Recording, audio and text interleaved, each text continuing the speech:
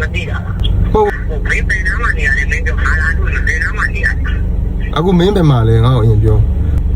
ဒီကကန်းတော့မပြောမင်းသဘောကလုံးပြန်ရှိအခုကပေါ့နော်ခုနကဒီမှာအလုပ်ဖုန်းကိုဝင်လာတော့ဒီမှာဒီကကျောက်ကလေးတွေကင်ရင်းနဲ့အမှဗာလဲဆဲဆိုနေတော့ဗာလားလို့ပြောတော့ဘာဖြစ်တာလဲမသိလို့ကျွန်တော်အခုကအကြောင်းရင်းသိရအောင်ဗီဒီယိုလေးချက်တော့ခေါ်ယူခေါ်တော့လည်းငိုပြန်ချပလိုက်တယ်ခေါ်လို့သူချလားသူချခေါ်တော့လည်းခေါ်လိုက်အော်ဟုတ်ဘာကိစ္စတော့ကျွန်တော်ဘယ်လိုပြောပြရမလဲမသိဘူးဘောင်းကလည်းကြည့်နေတာဒီဖုန်းမှာအမှုကျွန်တော်ကဒီအကူတန်လို့ကြတော့ဒီမန်နေဂျာကနေပဲတဆင်သွားရတာမလို့လေအားကြောင့်အများကပြေးလိမ့်မယ်နော်ဟုတ်ကျော်ရိုင်းတာဟုတ်တော့လားဟုတ်တယ်လေကျွန်တော်ပြောပြမလို့လေဟုတ်တယ်လေအခုဘယ်လိုဟိုပြရမလို့အဲ့လိုပြောလေအဲ့ဒါကြောင့်လေဘယ်လိုမျိုးဆိုပြီးကျွန်တော်ပြောပြရမလို့လို့ဒါကြောင့်အခုကမှဖြောပြေးလေးလုပ်နေလို့ဒါကြောင့်ကျွန်တော်ဘယ်လိုပြောပြရမလို့မသိဟုတ်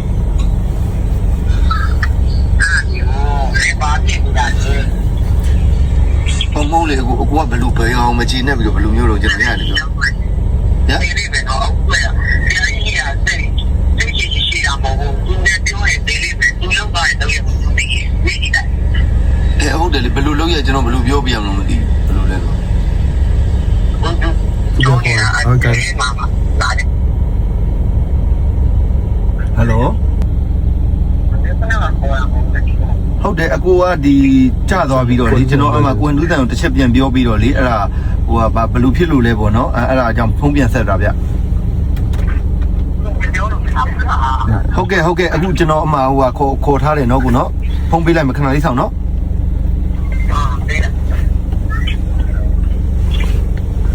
ဒီဖုန်းနံပါတ်တဲ့ဘယ်လိုမှတ်တာဟယ်လိုဟုတ်ကဲ့ပြောပါခင်ဗျာ你那边都有啥子嘞？အခုကဘယ်သူပြောနေ你那边都那标准的啥子嘞地方？သာသနာ့နဲ့啥子大爷股票呢吧你？ဘယ်လိုနာမည်ပြော我没也不要啥子嘞个。ကျောင်းဝတ်တယ်ဘာကိစ္စဆက်တာလဲအရင်ပြောနိုင်တရားနိုင်တရားတွေပါမသိဘူးရဲဆိုင်နဲ့ပြောဆိုခွင့်မရှိဘူးမင်းတို့မှာဘာချစ်ပြောဘာချစ်ကဘာလို့လဲနိုင်တရားကိုမျိုးမသိမဟုတ်လေဘာကိစ္စဆက်တာလဲပဲအရင်ပြောပါအောင်မင်းမရဲ့လုံးရကိုမင်းတို့ဝေးပြမေးမင်းမရဲ့လုံးရလို့ပြောအောင်ငါညမဘာမှလုပ်မထားဘူးငါနဲ့တူနေတာလေဘာလုပ်ထားလို့လဲပြောပြလို့ရတယ်ပြောဒီမှာကျေပါတာအဲ့ဒါမှဘူးငါတို့တောင်းလိုက်တာပြည်ဂိတ်မှာစီးထည့်သွားတာတော့ကောင်းတော့ဘယ်လိုဖြစ်သွားလဲतू ကကားမှမမောင်းတာငါတို့ပဲလိုက်ဖို့ပါလေညီလေးလူမားနေပြီထင်တယ်ညီလေးအကိုတို့ညီမအဲ့လိုသွားချင်တိုင်းသွားလာချင်တိုင်းလာလို့ရအောင်အကိုတို့လွတ်ထားတဲ့သူမဟုတ်အကိုတို့ကသူသွားမယ်ဆိုရင်တော့အကိုတို့ကားဒရိုင်ဘာအပြင်ကိုအကိုကိုယ်တိုင်လိုက်ပို့တာပြီးတော့ကားစီဖို့3သိန်းဖြည့်ပြီးထွက်ပြေးရလာအောင်လဲအကိုတို့ကအခုညီမအဲ့လောက်ပတ်စံမရှိတဲ့လူမျိုးမဟုတ်ဘူးလေမညာင်းနဲ့နော်စကားပြောတာဟုတ်တယ်ညီလေးစကားပြောတာမညာင်းနဲ့နော်အေးစစ်ပြောလို့ရတယ်အားကြောင့်အကိုပြောတာအခုရှင်းရှင်းလေးညီလေးလူမားနေပြီအခုညီမကအဲ့လိုသွားလို့မရဘူးအကိုကလည်းအမြင်နဲ့ရှိရညီလေးကားနံပါတ်အဲ့ဒါညီလေးကိုကြီးကားနံပါတ်ပြောသူထည့်သွားရင်ကားနံပါတ်ပြောဖို့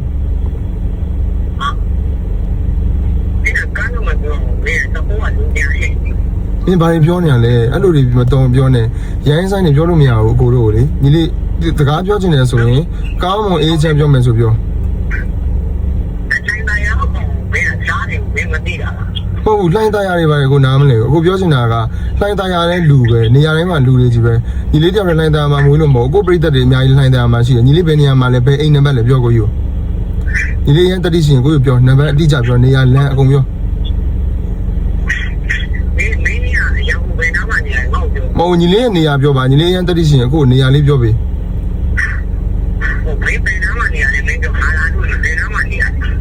အခုမင်းပဲမှာလဲငါ့ကိုအရင်ပြောငါနဲ့မင်းနဲ့အဲ့လိုစကားတွေအများကြီးပြောနေရမှာမဟုတ်ဘူးအခုမင်းလူမားနေတယ်ဒါပဲဟုတ်လား အဲ့တော့လူမားနေရဖြစ်တဲ့အတွက်ကြောင့်ဒီလိုမျိုးရရင်ဆိုင်စော်ကားခွင့်မရှိဘူးမင်းမငါတို့ပေါ့ပြောမင်းလိမ့်စာပြောလိုက်ငါ့ကိုမင်းလိမ့်စာပြောလိုက်ကျွန်တော်ပြောနေတော့မင်းလိမ့်စာပြောညီလေအခုလာတွေးလိုက်မယ်မင်းကိုအကိုပြန်ကုန်ပြန်ရောက်ရင်အေးမဟုတ်လေဇိုးပွဲနဲ့ဘယ်နေရာမှာရှိရလဲအကိုပြောပြီလို့ဒီလေးနာမည်ရနေရလိမ့်စာရအကိုပြောပြီအခုဘယ်နားမှာနေရဟိုညီလေးကနေပြီးတော့မှာလားဟိုညီလေးကဘယ်နေရာမှာလဲအကိုပြောညီလေးဘယ်နေရာလဲဘယ်သူတွေနဲ့နေရတော့ညီလေးနာမည်ကဘယ်သူလဲအကိုပြော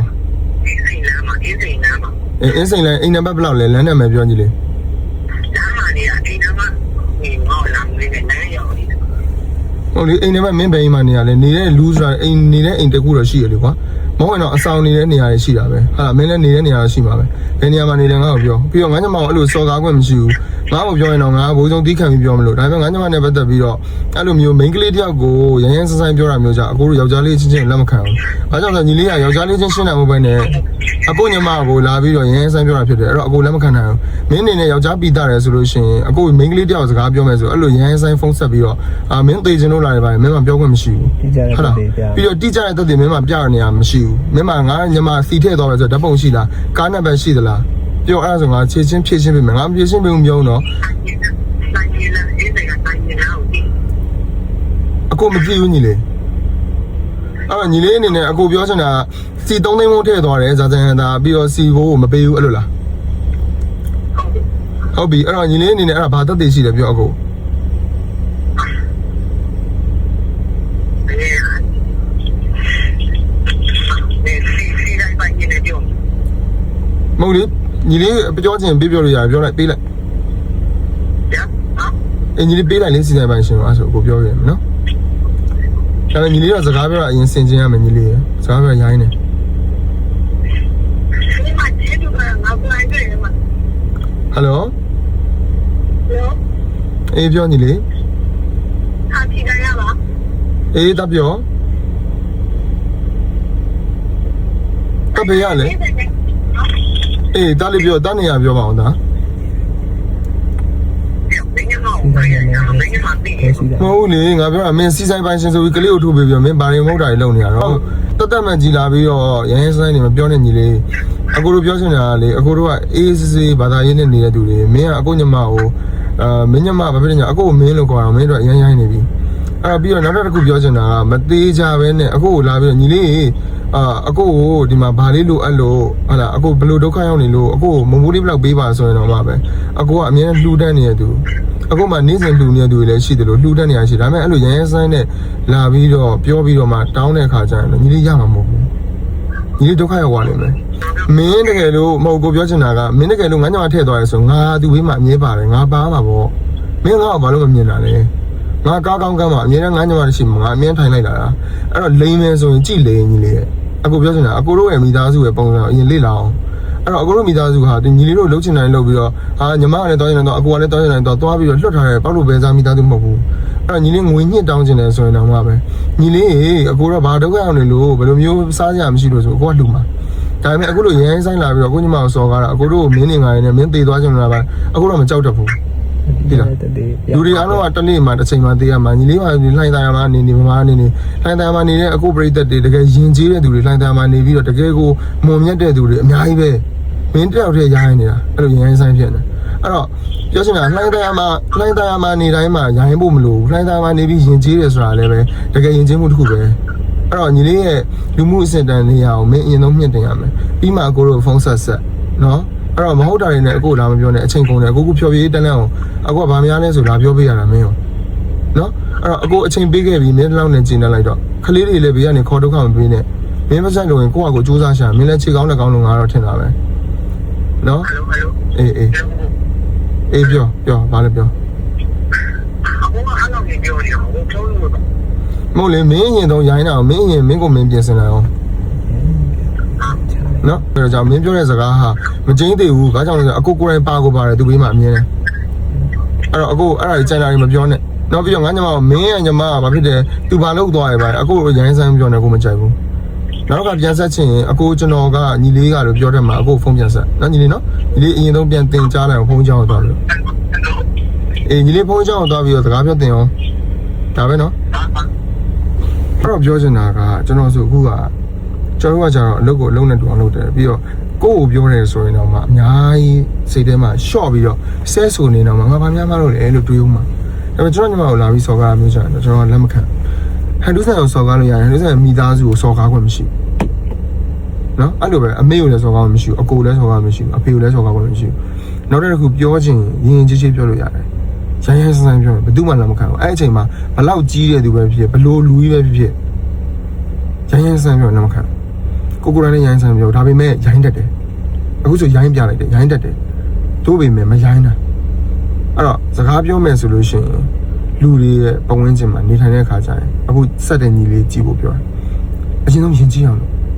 ့ညီလေးလိုက်တာမှနေတိုင်းလိုက်တာမှလေးလူဆိုးလူမိုက်တွေကြီးရှိရမှာမဟုတ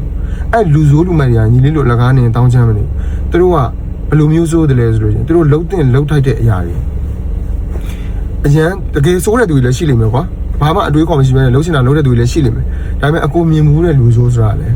သူတို့အနေနဲ့မဖြစ်မနေလှုပ်ကိုလှုပ်ရတဲ့အရာတွေလှုပ်ရတဲ့သူမျိုးတွေရှိသလိုမိသားစုဝင်တွေအတွက်လှုပ်ရတဲ့သူတွေရှိတယ်အဲ့လိုပဲအဲ့လှိုင်တာမှနေပဲ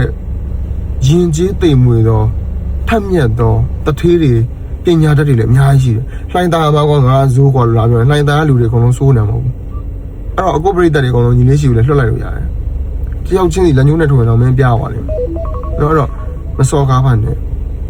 ဒါလည်းပညာရစီခြင်းလို့အကုန်လုံးပြပြပါတခုခုဆိုလို့ရှိရင်ကျွန်တော်ညီမကိုကျွန်တော်ဟာပေါက်လို့ပေးစားလွတ်ထားမဟုတ်တဲ့အတွက်ကြောင့်ပြောချင်တယ်ပြောဆိုချင်တယ်ဆိုခွင့်မရှိဘူးအဲ့လိုပဲ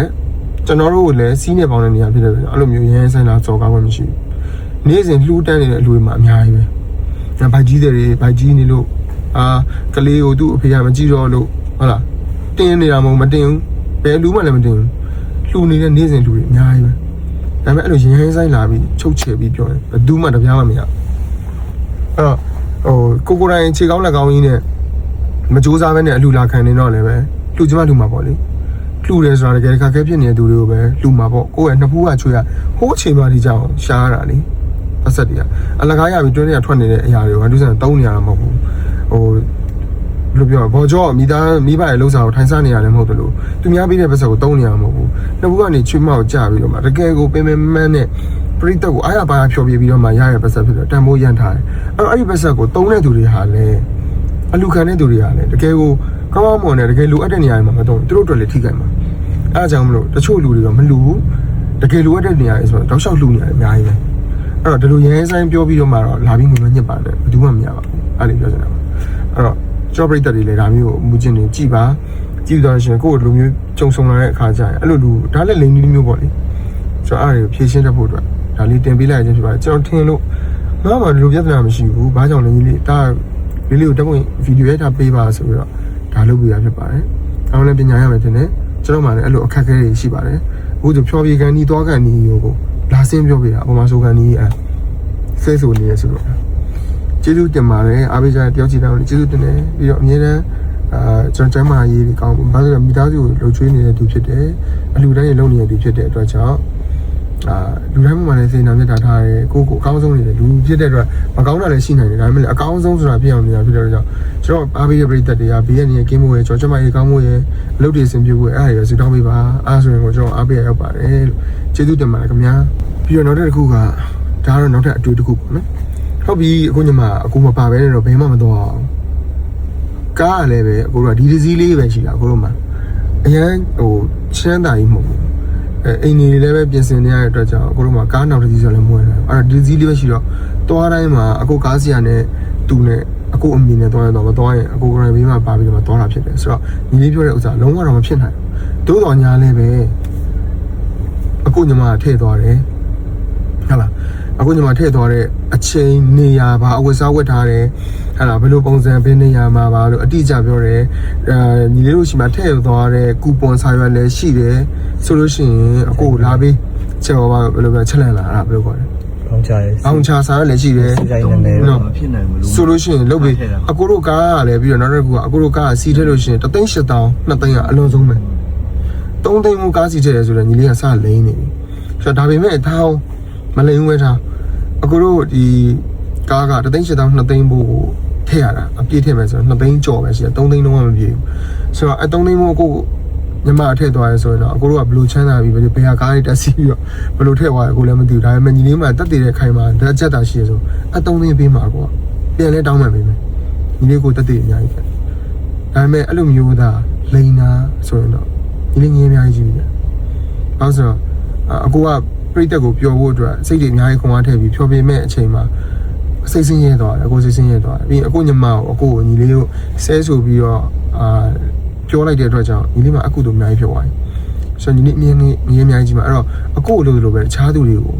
ဘယ်နုညာရှင်ပဲဖြစ်တခြားတာမန်လူပဲဖြစ်အဲ့လိုနိုင်တဲ့စီနဲ့မလုပ်ပါနဲ့ဒါတော့အကြံပေးတာဖုန်းကြီးကတစ်ချိန်ကြာရင်ဝင်ပါတလားမင်းဝက်ခိုင်းကြမလို့ငါဝင်ပါပြောလိုက်နေစီဘိုး3သိန်းထည့်သွားတာတဲ့ဘယ်လိုလဲအဲ့မှာလောကပတ်စံကိုပြီးတော့ဖက်ပြီးသွားတယ်လူကတော့တမီးကတာယာ3သိန်းတိုင်းတာယာဇူးပါတယ်သူပါတယ်တမီးကဇိုးလားသူကဇူးတဲ့နေ3သိန်းမိုးထက်သွားလို့လည်းတက်တော့လုံးပါတယ်တတ်ပါတယ်တေးချင်းလို့လားဒါလည်းကတော့တော့ပြီးတော့ဘယ်လိုလုပ်ဘယ်ကတော့ဘာမှပြုံးနေအောင်နားလည်းမလဲပြော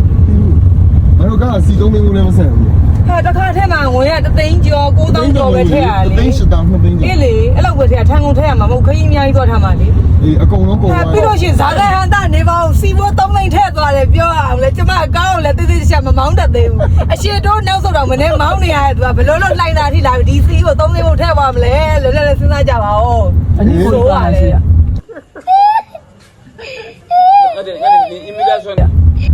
ဇူးကသူကနိုင်တာကွာမင်းနားမလဲလားနိုင်တာရတယ်ငါဇူးတဲ့ငါ